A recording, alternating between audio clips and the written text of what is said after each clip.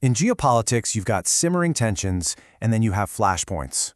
Those places where a local conflict could just explode into a global crisis. And right now, there's probably no place on Earth getting more attention than that narrow strait of water between China and Taiwan.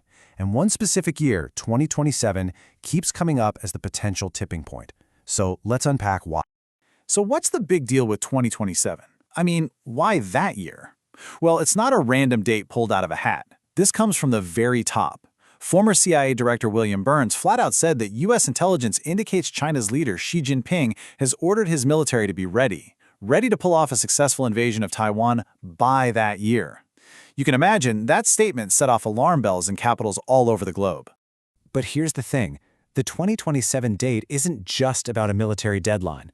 What makes it so incredibly critical is that it's this moment where a bunch of different timelines, we're talking historical, military, political, and diplomatic, are all converging at once. For the first time, really. And that creates this window of just heightened risk. To really get our heads around this, we're going to look at 4 different clocks, and they're all ticking down to 2027.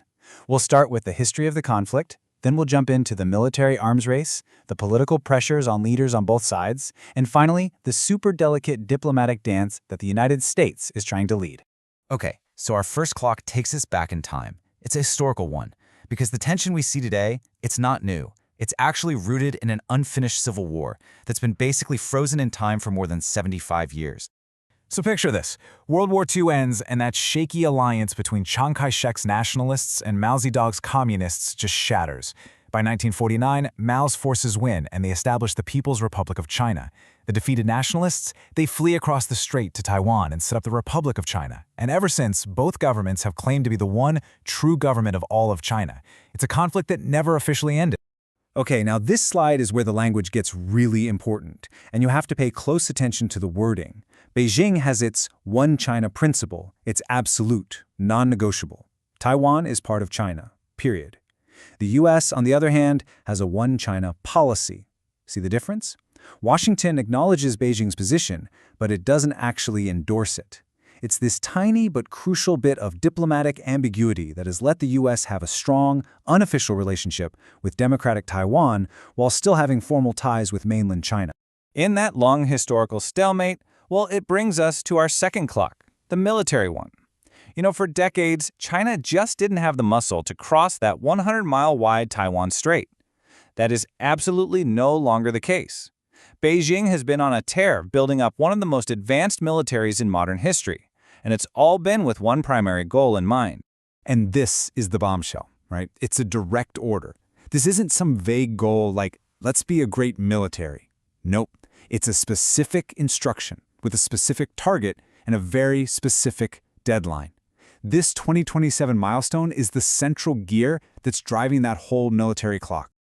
And just take a look at this map. It shows you exactly where all that military muscle is flexed. The PLA's Eastern Theater Command has its forces piled up right across from Taiwan. I mean, look at the density of the air bases, the naval ports, the missile brigades. All of it is pointed in one direction, for one purpose. Their entire military structure is optimized for a cross-strait invasion. But a full-on invasion isn't the only play in the book. China is a master of what experts call gray zone tactics. These are aggressive actions that stop just short of actual war. We're talking about a constant stream of military jets crossing the median line in the strait, massive military drills that look an awful lot like a practice run for a blockade, and nonstop cyber attacks. The whole point is to exhaust Taiwan's military and its people's will to fight back, all without firing a single shot. So if you're Taiwan, how in the world do you respond to that kind of immense pressure? You can't match China plane for plane or ship for ship, so you get smart. You adopt what's called the porcupine strategy. The idea is to make yourself so spiky, so painful to attack, that the big guy decides it's just not worth the cost. And believe me, this isn't just a cool-sounding theory. They are putting their money where their mouth is. The government in Taiwan is committed to jacking up its defense spending to at least 5% of its entire economy by 2030. That is a huge number, and it shows they are deadly serious about being able to defend themselves. So what do these porcupine quills actually look like? Well, they're taking lessons straight from the war in Ukraine. They're building a massive fleet of unmanned sea drones to swarm an invasion force. They're also pouring money into mobile missile launchers that are small, easy to hide, and can pack a real punch. And they're trying to build a multi-layered air defense system, kind of like an Iron Dome, to survive a massive first wave of missile strikes. All right, let's talk about the third clock ticking away here, the political one. And this clock is actually ticking in two places at once, in Beijing and in Taipei. It's being driven by things like leadership legacies and election cycles, and it's creating another layer of pressure that points right back to, you guessed it, 2027. So you've got two things happening at the same time. In Beijing, 2027 marks the end of Xi Jinping's historic third term. There's a real chance he'll see unifying Taiwan as the ultimate legacy-defining move. Meanwhile, in Taiwan, 2027 is the lead-up to their next big presidential election. If the pro-sovereignty party wins for a fourth time in a row, Beijing might just decide that the window for any kind of peaceful option has slammed shut for good. And that leads us right into our fourth and final clock, the diplomatic one. And here, the main character is, of course, the United States. For decades, U.S. policy has been this masterpiece of carefully crafted uncertainty, all designed to keep the peace by keeping everybody guessing. It's a policy called strategic ambiguity, and it's basically a high-stakes balancing act. The U.S. intentionally stays fuzzy on whether it would actually send troops if China attacked. The idea is to deter two things at once.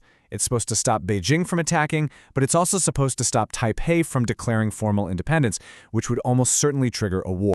But here's the twist. Lately, that famous ambiguity has gotten, well, a lot less ambiguous. President Biden has, not just once but on multiple occasions, made incredibly clear statements just like this one. He's basically said, point blank, that the U.S. would defend Taiwan. And yet, almost like clockwork, every time he says it, the White House staff rushes out to walk it back. They insist, nope, nothing's changed. The official policy is still the same. This incredible back and forth shows you just how tense this whole policy is, and it's fueling this huge debate in Washington about whether being unclear is still the best way to keep the peace. So with all four of these clocks ticking, why does this one spot on the map put the entire world on edge?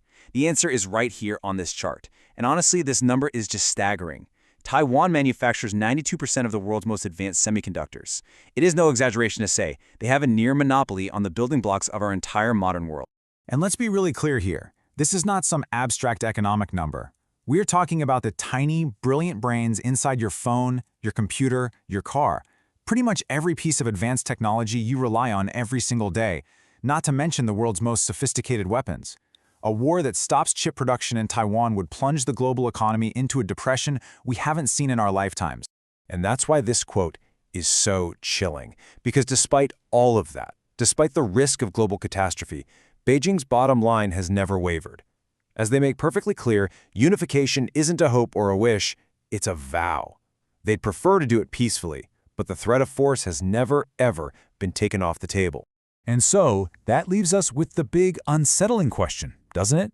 We've seen how these four clocks, one rooted in history, one driven by military power, one pressured by politics, and one managed by this delicate diplomacy, are all ticking, all converging on that critical year, 2027. The question for all of us is, can this flashpoint be defused before the clock strikes midnight?